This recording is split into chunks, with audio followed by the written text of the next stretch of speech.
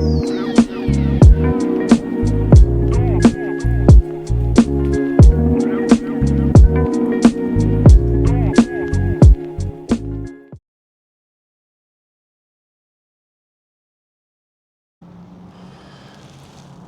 right, everyone. I am leaving my physical therapy appointment today. Yeah, and as you can see, my new motto on my bike jersey: I'm retired, not expired. Anyway, I had a very good day today at PT. I have my camera mount on the back again, just like my last video. I think I did very similar. Anyway, I'm going to try a different perspective. This is similar perspective, but we're going to be seeing how I ride back from my physical therapy all the way home, about 4.5 mile ride, something like that. So you can see the perspective from this angle and see how it plays out.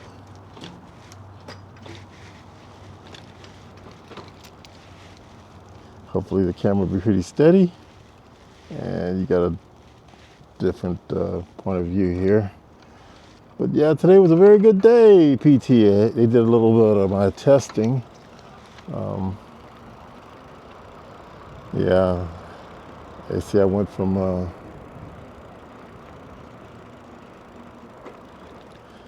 they did a walk test, how far I can walk in 2 minutes. This is my first time doing that test without my walker.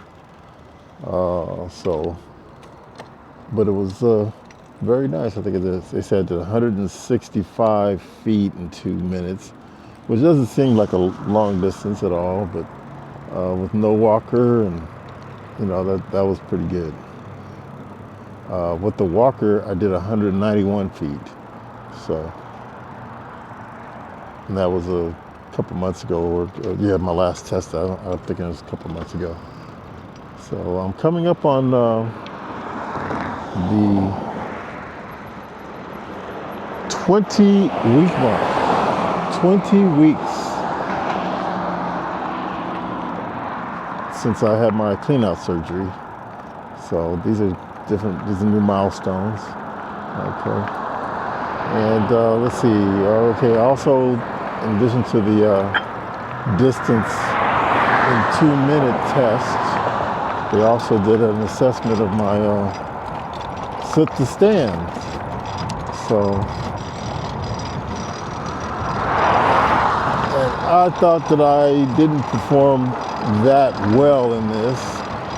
This was kind of a little on the shaky side. I had done a treadmill walk and did the 2-minute walk test and all that stuff. And so I was kind of a little on the fatigue side. But she said I did in 24 seconds, 5 sit-to stands without any using of my hands. So just straight sit to stand from a very low position. It was very low, lowest I've ever done out there. But she says I did it before, but it seemed like it was lower. But nonetheless, 24 seconds. And she said the last time I did that, it took me 82 seconds. That's amazing, more than 3 times faster. I can't believe it took me 82 seconds from the last test, but anyway, that's what she reported. So it was a very significant improvements. Oh boy, I lost my horn. That means I unplugged it. I can see that it's unplugged again. Gee whiz, I gotta figure a way to get that thing so that it really stays plugged in. So I have nothing but my bell. That's still working. Ooh wee. Oh wow, you know what? I didn't put my gloves on. I need to put my gloves on. Let me pull over to the side here and do that. Make sure I didn't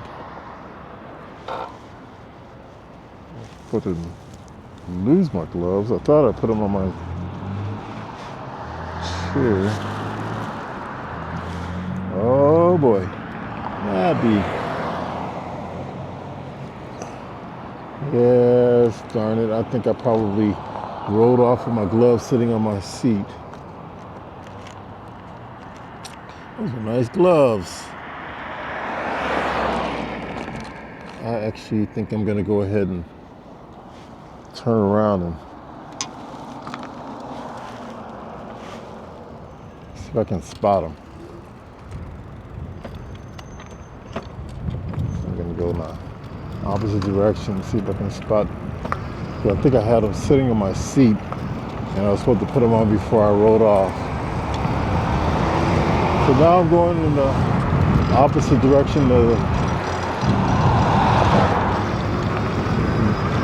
going straight into traffic, which is not a good thing, but I just want to see if I can find my gloves. They're like $20 gloves.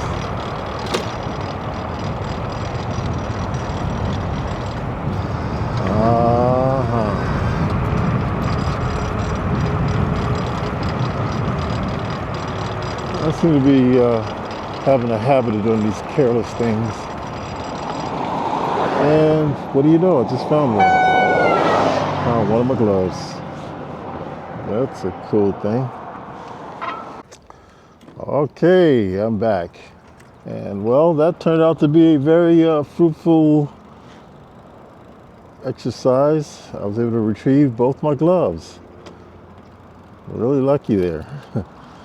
Yeah. So, I put the gloves on my seat when I was putting my bike lock up and some other things, and forgot to put my gloves on, and I probably sat on my seat and started driving off, and one fell off not far from where I had parked my bike, and the other one fell off a good 200 yards away on the street or in the bike lane. So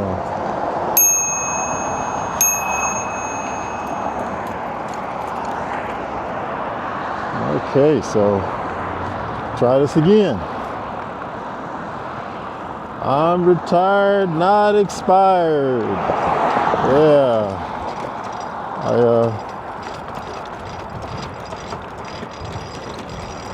decided to buy into some bicycle attire.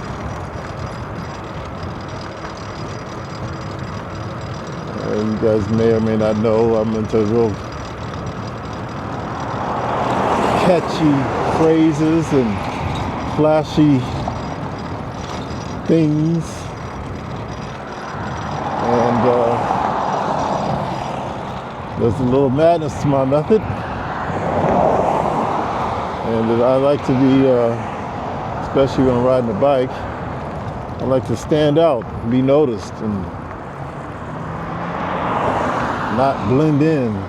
So I'll have very bright colors and very outlandish attire on to kind of do that, because being seen makes it a lot easier than be avoided from mishaps than not being seen.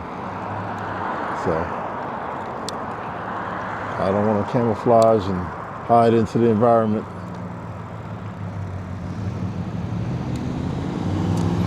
Well, one thing for sure, I had contemplated making a long ride to the Costco Business Center, but this little mishap set me back about 20 minutes. I'm definitely not going to do that. I have quite a few other things going on. All right. How you doing? How you doing? Great.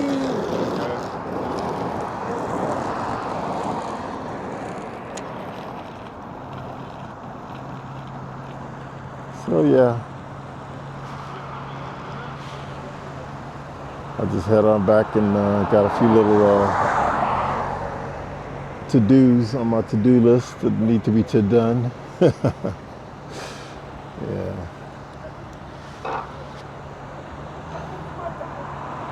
So yeah, I got a few of these little bike jerseys. Got some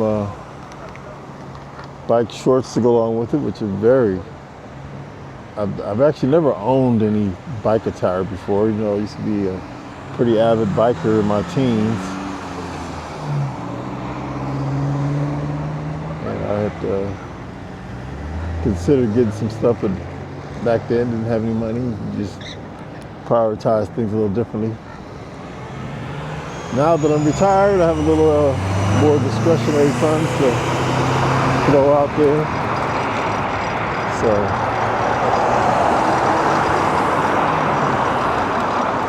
why not, right? Earlier today I went to visit my podiatrist, foot doctor, and everything's still on pace with me. I had a fallen arch once a while ago, so he's just doing some follow-ups on that, and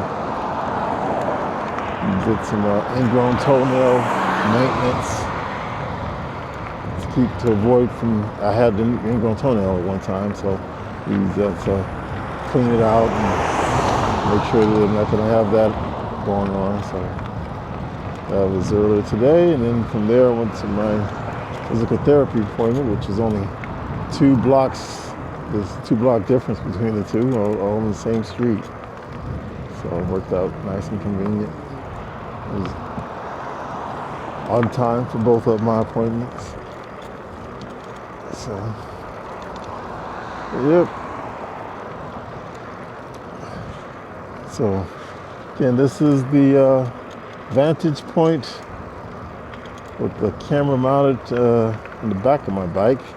It's extended on a tripod, not a tripod, a selfie stick. Well, the selfie stick does turn itself into a tripod as well, but it's in the selfie stick mode right now. Using my DJI Osmo Pocket 3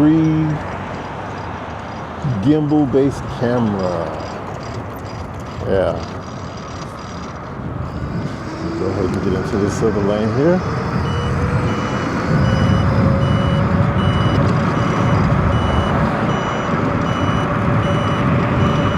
Hit a little bit of the throttle,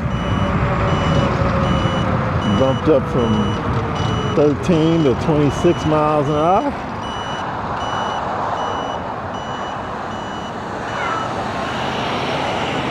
Yeah, so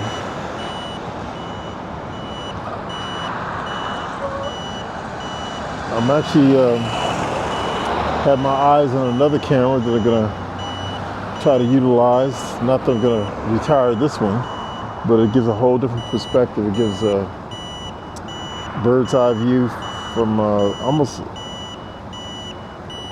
mimics the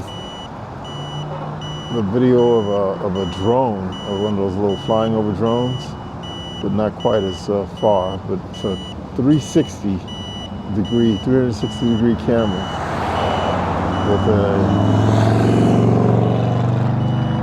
so the same manufacturer, DJI, they've introduced that 360 degree camera, and it's out now, but I'm waiting for it to show up at my favorite store so that I can have the great warranty put in place, as well as usually they have a bundle that's very attractive for most of their offerings like that. That's how I got my DJI Osmo Pocket 3 camera. I think I bought it and saved over $200 off of everybody else's retail price on this thing. $200. It was we had a bundle at Costco, and it was the Black Friday event, so they had $100 off, and it was already $100 less than everybody else, so I got $200 off of buying it at most locations, Amazon or any other retailer. So that was pretty cool.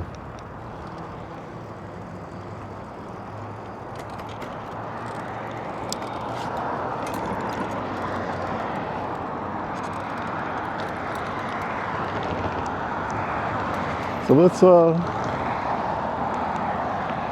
you see this view. So this Osmo Pocket 3 camera by DJI. Like I said, it's a gimbal-based camera. So it has a gimbal that tries to do a lot of things like keep, it tracks an item that's been identified and try to keep that in focus and follow that item. So if I was to select my face, for example, if I was facing forward, if the camera's facing forward towards me, whatever, I could select my face and I can move my head around and the camera would follow me. I could go, I think, 120 degrees each way, or 120 degree angles. So that's kind of a cool feature. And it has a on-demand, similar to your cell phone. You can push and have the gimbal change the camera angle. Let me do that right now so you can see what it looks like from the backwards perspective. There you go. So that was a gimbal using. Now you can see what it looks like facing the opposite direction. It's kind of cool. So it's a great little camera for taking action shots and videos and vlogging. Because again, you can change the perspective. I kind of like this. It's nice looking at it from backwards. As you're driving backwards. All right, well, let me know if you see this, what your take is on this point of view. Is it interesting? You like it? You don't like it? Let me know either way. Kind of have some feedback. It'd be great to hear.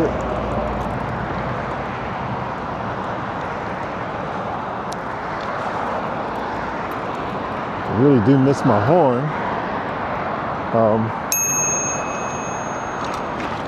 I put my light and horn combination, I mounted it on my front basket, and since I've done that,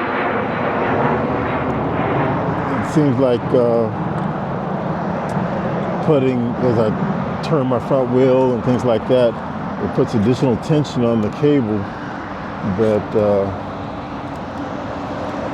leads from the power button or the on-off button of the horn to the light/horn mechanism. I think it puts extra tension on it, and it's a coupler that connects the wire between the button and the actual light/horn unit. So, and that coupler seems to break its connection as it gets additional tension. So this is about the third or fourth time that it's actually been disconnected. So I know exactly what's going on.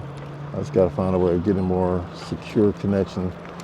Don't want to make it permanent because you want to have the ability of unconnecting it if you have a need to and servicing the thing, stuff like that. So I'll just find something that's a little more durable than what I've been using. I had a little piece of gaffer tape, I think is what I used. Oh, no, it wasn't. It was a Gorilla tape. I probably will go to the gaffer tape to see if that works better. Yeah.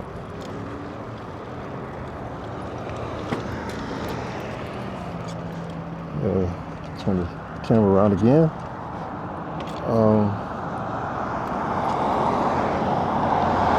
Those of you familiar with gaffer tape, it's used for a lot of the stage people that do stage setups for professional bands and things like that. And it's used to secure cables to the ground, and it's a very unique type of tape that it sticks to almost anything and everything. And but it can come up easily. So it comes up cleanly. It won't come up easily, but it does come up cleanly. And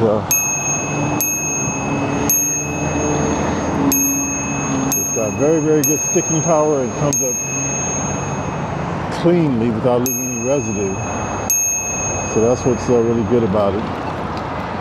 And so I do have some of that because I was doing a lot of live streaming, video recording, things like that. So we had it for our productions. So, anywho,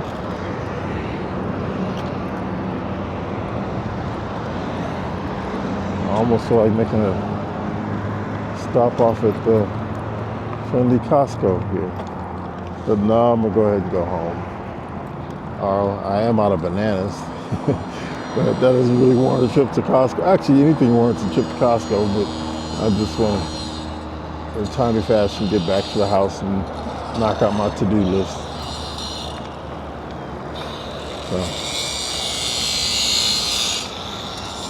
it's going to be a Bojangles restaurant, fast food restaurants being erected. Probably just look like it's ready to open up very soon, next week or two, based on the progress that I've been seeing as I've been driving by here over the course of time. So, Bojangles. So they have biscuits, chicken, and breakfast, I think. I don't know. I think I've been there maybe once.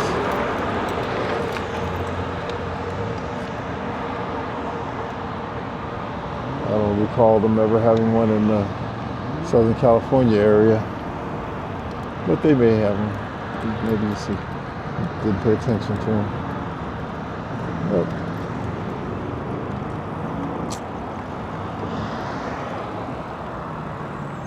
okay, so what else been going on?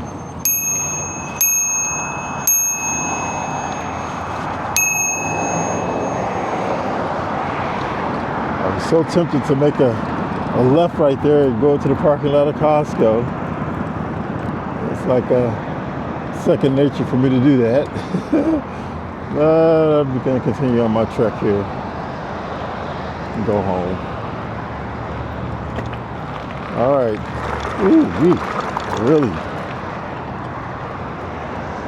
a nice little load of gravel in the middle of the road there.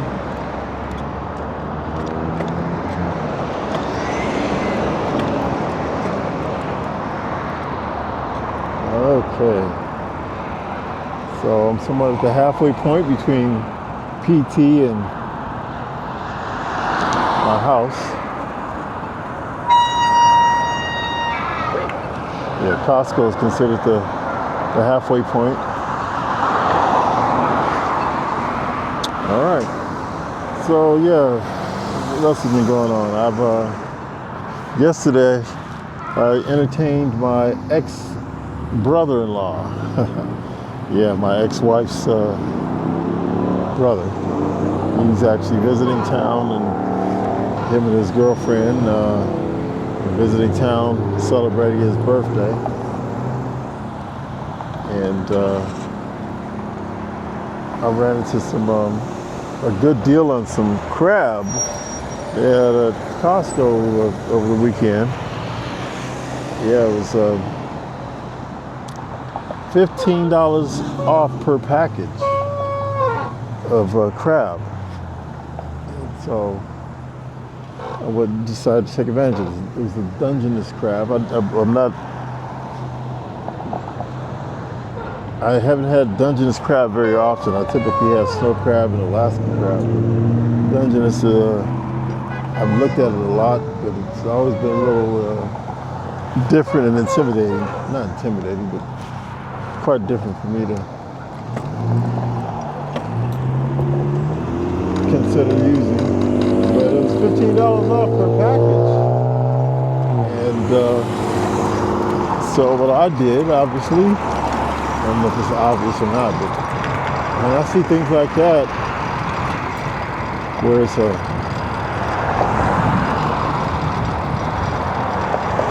discount per package and the item is priced by the pound,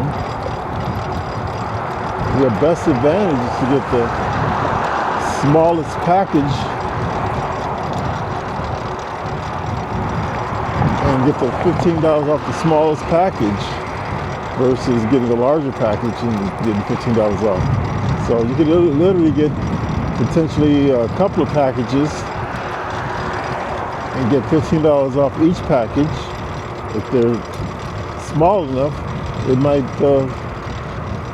it really could be to your advantage of getting a total of $30 off for two smaller packages than it is to get $15 off of a single larger package. So definitely changes the cost per pound dramatically by getting the smallest package and having $15 taken off of that. So I found a package that was $55 for the amount of crab that was in there, and all the other packages were $65 or more. So I got my $55 package of crab for $40, and I think it was a total, I want to say it was 12. It might have been 10, but I think it was close to 12 half Dungeness crabs in there. So I had them cut in half. So, which I think is pretty good buy. So I cooked up the Dungeness crab yesterday in a crab boil for and invited my ex-brother-in-law to come by since he was in town and help him celebrate his birthday.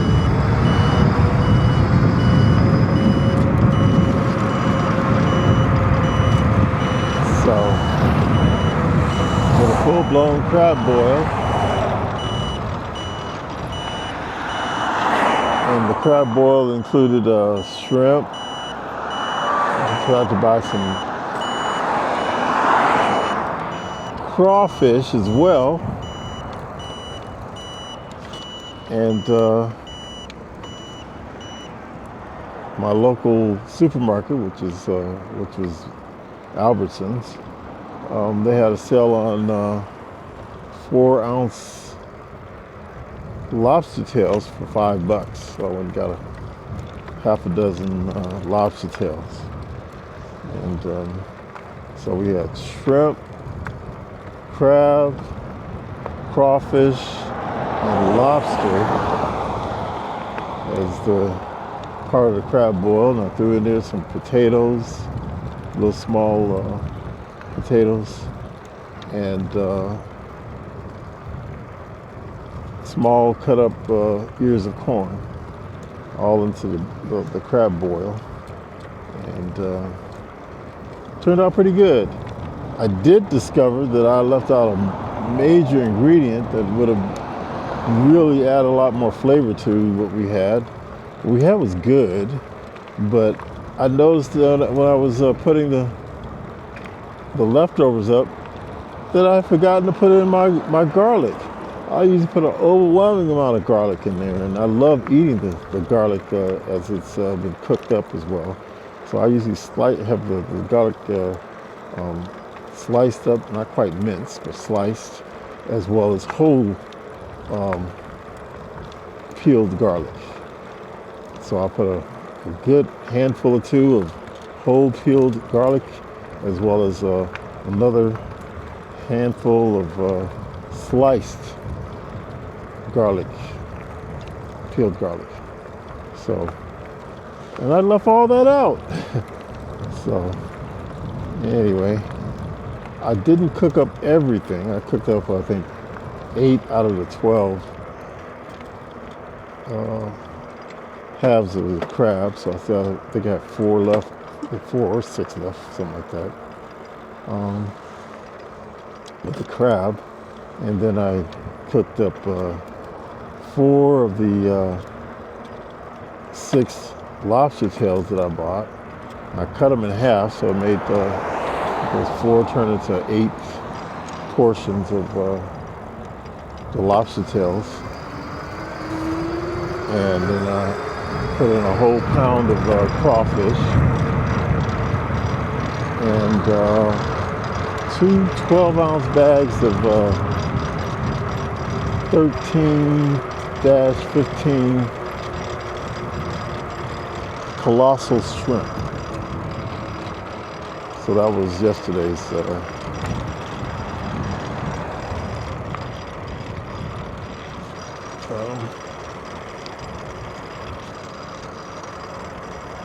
Yesterday's meal that I prepared.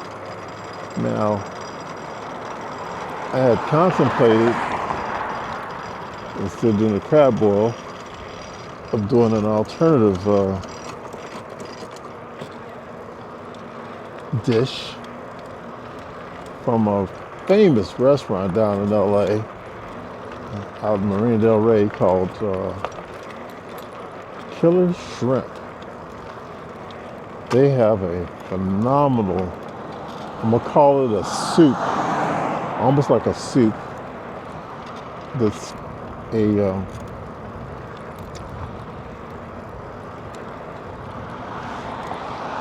blend of this way the herbs and spices, and it's a mixture of juice. They start off with nothing but they call it Killer Shrimp dish. Now they offer variations with the shrimp, the traditional Killer Shrimp, or shrimp and crab, or the combination of shrimp, crab, and lobster. So they have all those three options is available. And what they also provide with the dish is warmed up French bread. And the broth of the soup is so flavorful and so tasty that you dip your French bread into the soup, and it is a taste to die for. The bread and that the flavors from the soup, or the broth, or whatever you want to call it, it's such a unique blend. You could just literally have your entire meal be nothing but the French bread and the dipping it into the broth of the soup. So I found on YouTube someone that claims that they had figured out the secret recipe of that broth for the making of the Killer Shrimp dish. And I was gonna experiment and try it out, but I had told my brother-in-law before I invited him over that I was gonna be doing a crab boil, and I decided at the last minute not to surprise him or switch up on him and just do the crab boil instead of doing the Killer Shrimp dish. But, as noted, I did not cook up all the crab, I did not cook up all the shrimp or the lobster tails that I had. So I am very much on the border of making another dish. I still have a little bit left over from yesterday of the crab boil, but maybe later on this week, or maybe the beginning of next week, because it's all frozen, just I have a little time to work with it. Making it experiment and try to see if I can duplicate that Killer Shrimp dish. That would be phenomenal. Oh my. Because when I go to LA, I love going by that restaurant in Marina del Rey and get my Killer Shrimp. And I usually get the full combination of shrimp, crab, and lobster tails, all in this big old giant bowl. And they do throw a couple of corn and some other little sides in there to cook up with the this part of the Killer Shrimp dish. So if I can duplicate that and make it out here, oh man, it'll be a dream. I did something similar with another seafood place that I used to love. I still do love it, but it was boiling crab. So I found their recipe online and how they do their dish, and I was able to really duplicate that. I found about 3 or 4 versions of it, and I just kind of tried a few of them out and came up with my variation of what they suggested, and man, does it come out great. So that's another dish that I love doing, and that's the boiling crab. So anyway, with all that being said, I'll probably go ahead and try a dish of the making a dish of the fillet shrimp not too far off in the distant future. I am now here at my home, and we're going to call this the end of another video. I'm going to try to turn around here and see if I can capture myself on this. Don't look like I can turn all the way around. But anyway, bye-bye.